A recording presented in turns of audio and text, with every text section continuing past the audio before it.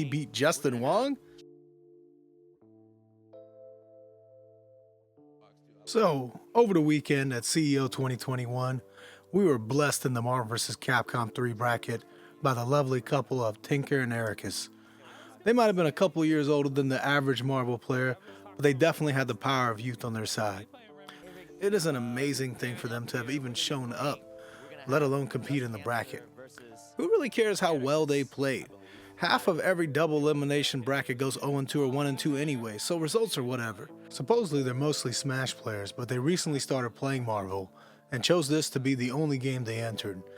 And as an ambassador of our community, I think I speak for many of us when I say that I'm pretty honored that they chose to put some positivity into UMvC3. This is the first major they've ever entered, but they already have some tournament experience entering locals back home. If they can support their locals, what's your excuse?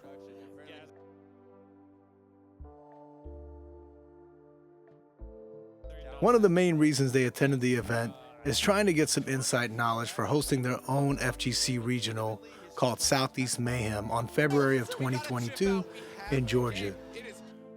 I took a photo with Tinker before I found out that her husband was also playing.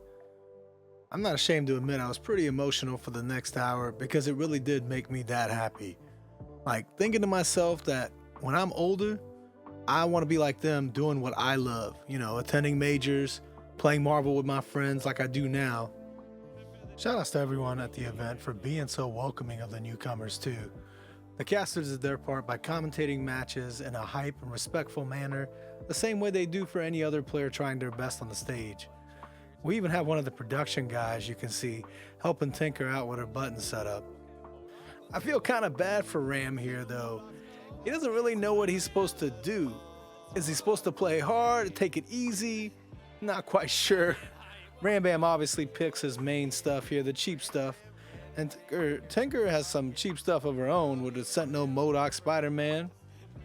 I can see this team working honestly if you swap out Sentinel and Spider-Man in position there.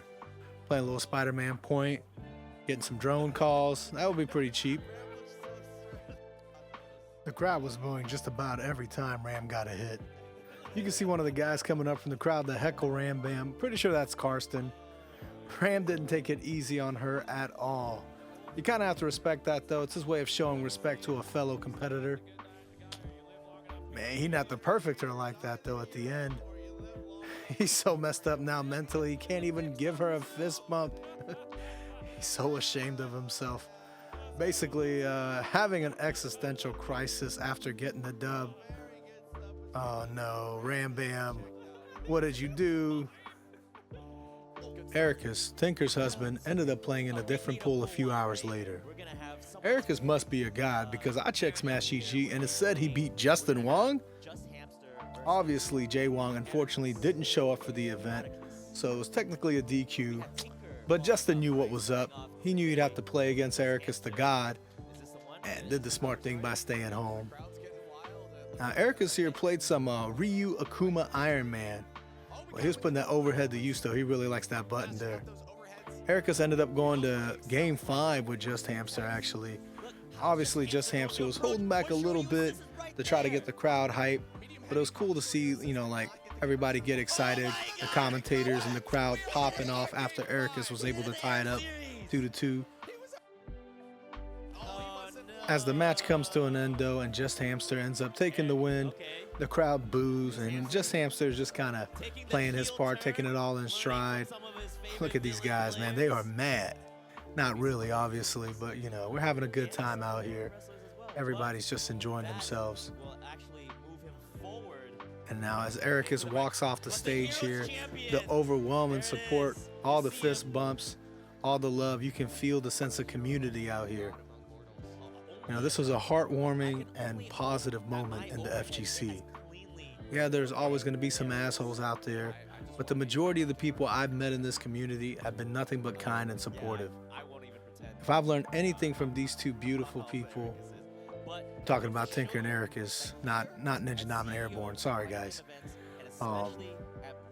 is that you're never too old to start playing, whether it's Marvel or any other game or hobby.